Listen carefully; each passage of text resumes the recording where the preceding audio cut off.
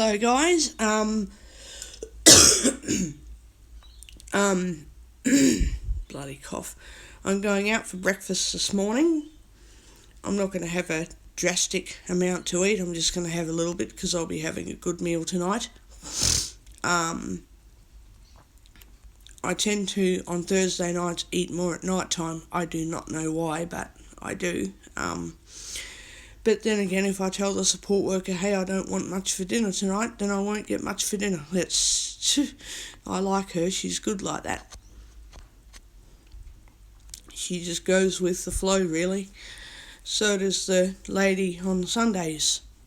But yeah,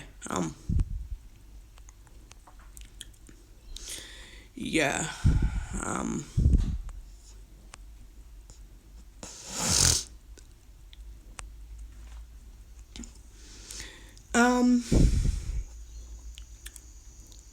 I've been setting up the process for getting a new NDIS plan.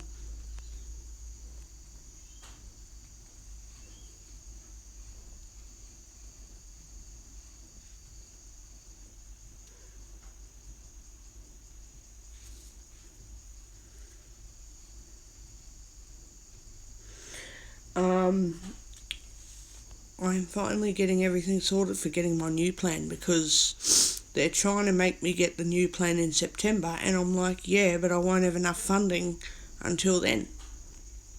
I don't have any funding for guide dogs, which I've got little funding for guide dogs. So I want it fixed so that I can use the funding for what it's for. But the NDIS seems to not be understanding of any of that.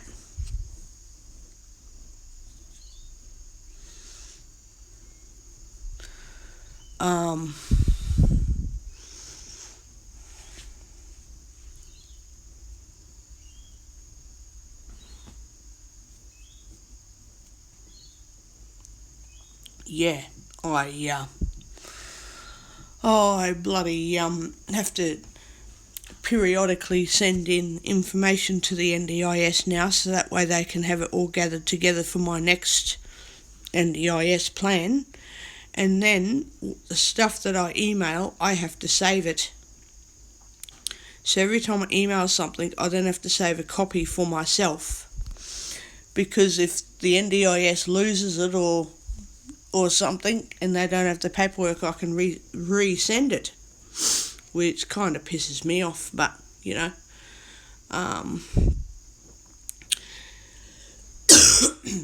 so I'm going out for breakfast this morning.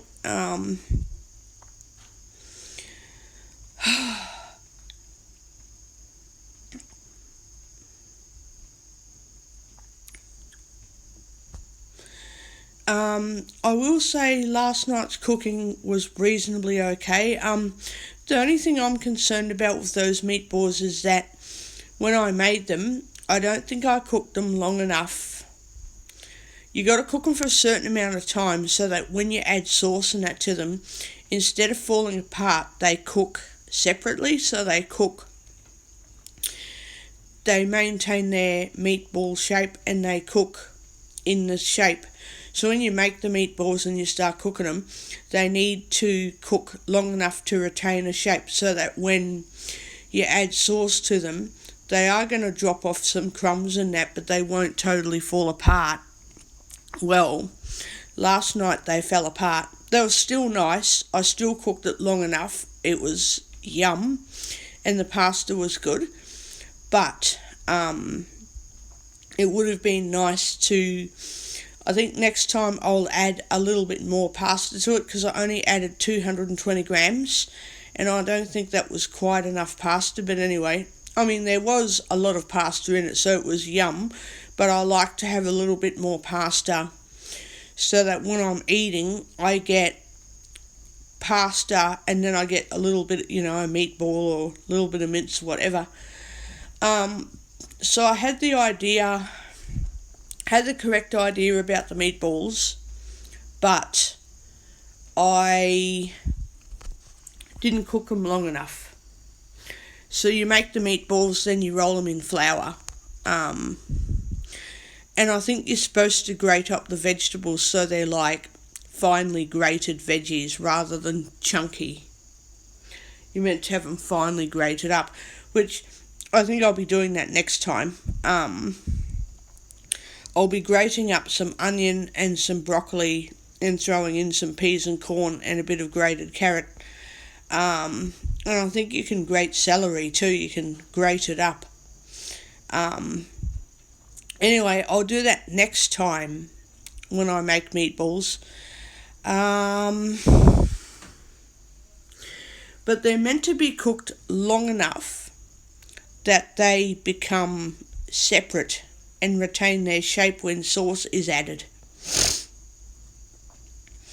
And I think if you cook a large batch, you've got to cook a few at a time and set them aside and then return them back to the fry pan before adding the sauce and then simmering them for 15 minutes. Then you add the pasta and then you simmer it for like 10 minutes to kind of let the sauce and that adhere to the pasta. Or if you do what the traditional Italians do, they simmer their sauce for like half an hour and then they make the pasta and they add the pasta onto the plate, then put the meat on top of the pasta. You can do that too. It's just that you've got to simmer the meat a bit longer. But if you mix it together, like some pasta dishes, you can mix pasta into the dish together. Then you simmer the dish for like 20 minutes, 20 minutes. And then you simmer the pasta in the meat for like another 10 minutes to thicken it all up and have it mixed together. But if you want to mix the pasta in without simmering the pasta along with your dish, then you literally have to mix the pasta in at the very end, which you can do that as well. You can also do that. It depends how you like your pasta. Like, do you like it adhered to the sauce or do you like it just mixed in so that you taste some pasta and then you taste some food, like you like the pasta flavour, or do you want the pasta to absorb flavour a bit more? It depends how you want it to be. And there's no method to it, it's what you want. Everyone has their own method for doing pasta.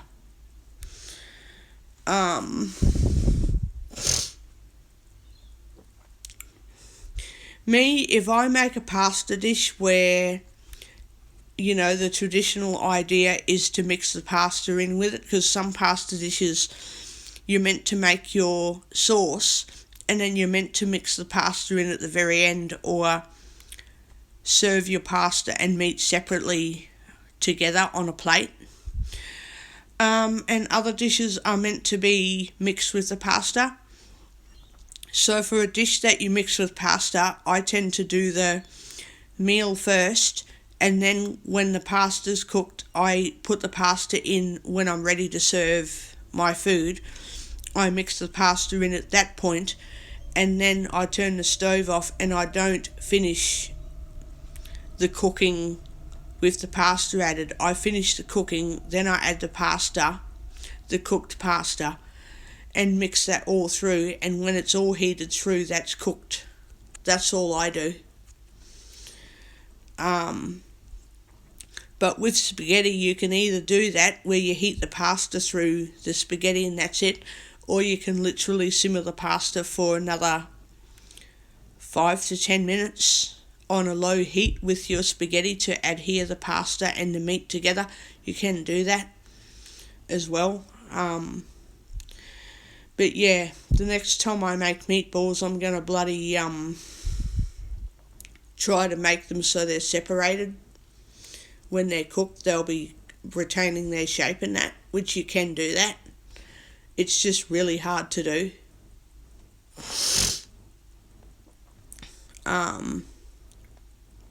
It's the same with making gnocchi. You've got to make it and then boil it. You've got to boil it and that.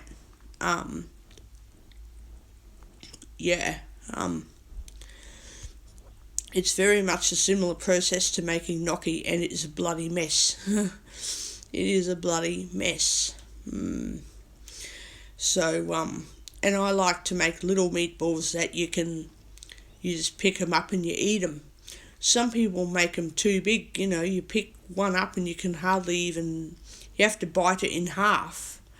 Like, why not just make them a bit smaller and then you don't have to bite the meatball in half, you just put it into your mouth, just make them little. I don't need meatballs the size of bloody golf balls that I can hardly shove into my mouth. I like to have them small, and then you can shove all the little ones in your mouth, or just have a couple of them at a time in your mouth.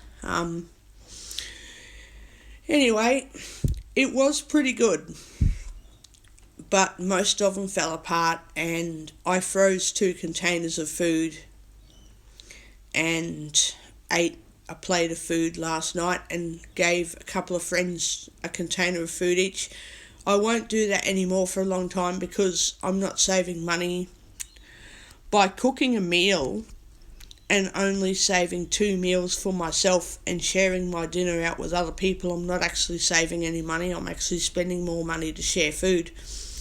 But if I save all of that just for myself, then I'm actually saving money because I'm not sharing food, and I've got all that extra food there that I can just quickly shove in the microwave and cook it up. I can just quickly shove it in the microwave. I can put it out, in the morning and leave it in the fridge, and by nightfall I can just put it in the microwave and heat it up. And eat it, So, but yeah. The next Messages time, now, +614.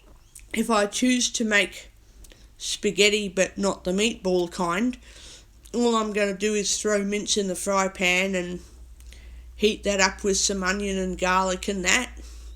Because you can either heat up the onion and garlic first, or you can throw it in with the mince and make a flavour go through the mince. You can do that.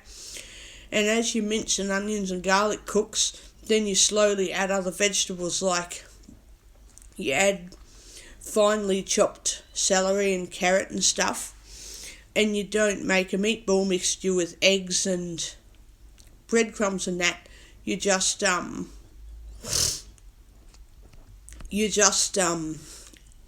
cook the mince, and then you add the sauce to it, and you simmer that, and then you cook the pasta while that's simmering, and then you add the pasta at the very end. Yum. Yum. So you've literally got to wait for the meat to start simmering, then get your pasta ready and cook that, and by the time the pasta's cooked, your meat's ready to eat. Meat's ready to go. Or your meat is ready to mix the pasta into it, and there you have it. That's what I'll be doing next time. I'll be getting spaghetti bolognese sauce in a jar and making spaghetti bolognese. Yum. And you can add different stuff to it, like cayenne pepper and all this other stuff that you can add to the spaghetti. I do think meatballs are hard to make. So, I don't know, I think next time I could possibly be buying, if you buy the meatballs, then you cook those, then you add the meat, add the sauce and the spaghetti to it. That'll make nice meatballs too. But it's always good to make them from scratch too. It's just bloody difficult to make them, that's all. It's just hard to make them. Stop button.